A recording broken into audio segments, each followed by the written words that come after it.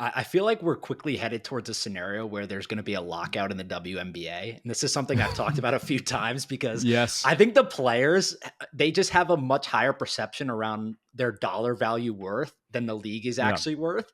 And some of this stuff will work itself out, right? Like if you look at the WNBA, attendance, viewership, like merchandise sale, everything's up and to the right. Yeah. Sponsorships, they're making a lot more money, TV rights, everything.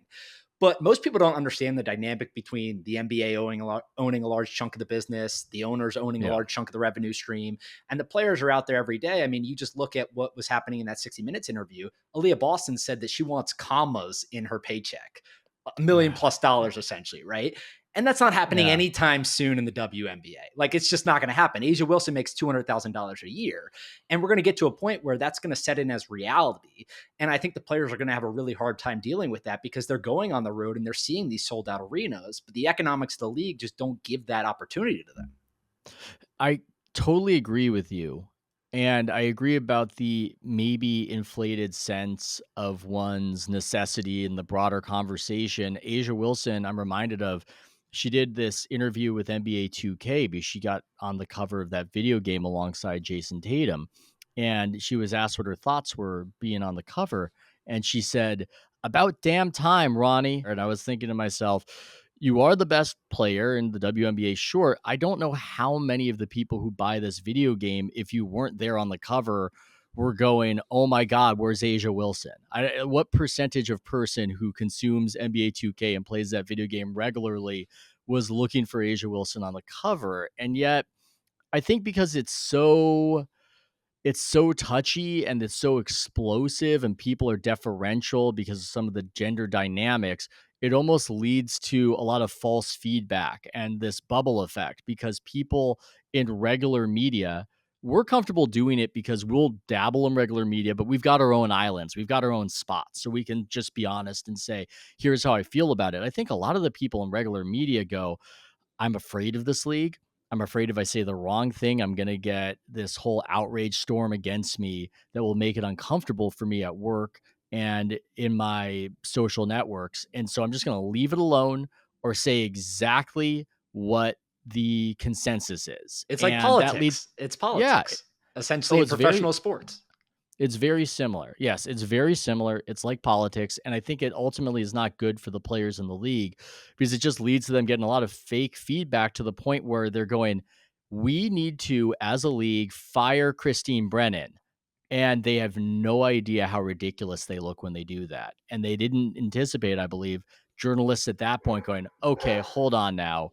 This is too much. This is too crazy. She just asked a question. I think they got to that point of seeming that absurd because everybody else just indulges. And that's not good for you in the end. Well, I think the league to itself is even illustrating that to a degree. Like if you look at Caitlin Clark, there were several months this year, or even weeks. They hand out the Player of the Week, Player of the Month, whatever it was. Like she was by far and away the best player some weeks and some months, and they didn't give Mm. it to her, or they would leave her off things or stuff like that. And I didn't know if it was intentional. Like part of me just thinks, okay, it's an honest mistake. Maybe they didn't do it intentional. But now that I think about it, maybe some of it is that where they're just scared of the backlash of certain things from what they call like the legacy fans who have been there Yeah. from the beginning, who again, I don't know how much credit they actually deserve because the league wasn't huge with them there.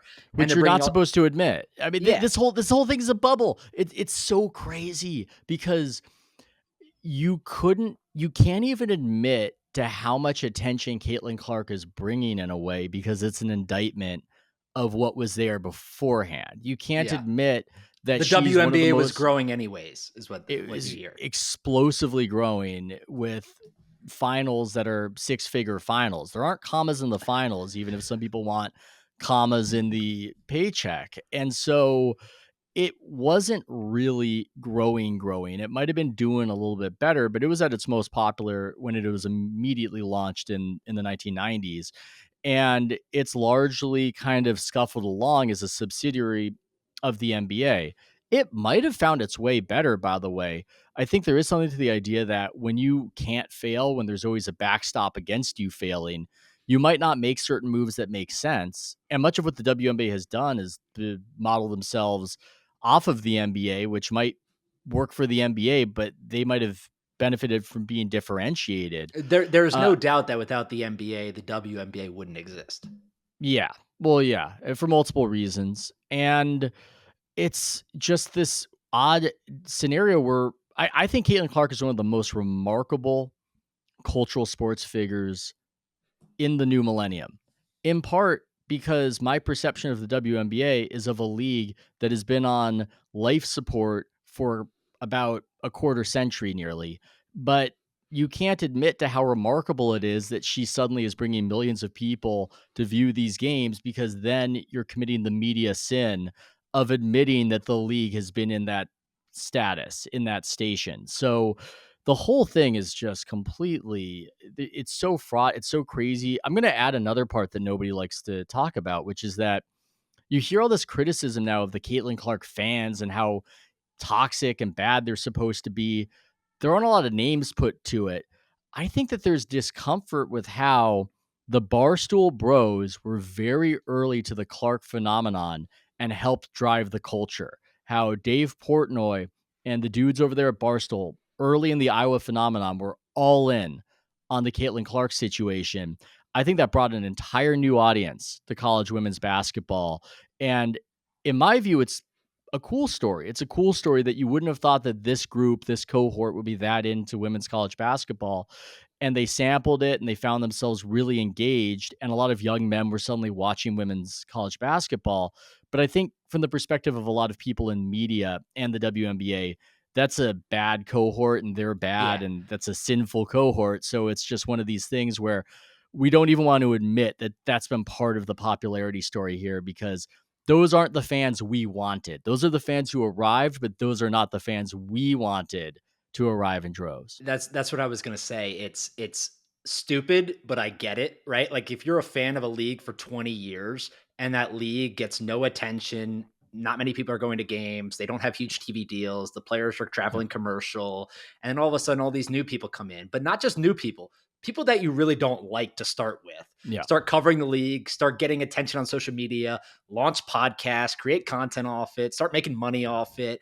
There's like these huge issues that arise from that, which again, I think is stupid because if you want to be a big league with serious ambitions, all fans should be welcome. But that's the way that the WNBA has chosen to go.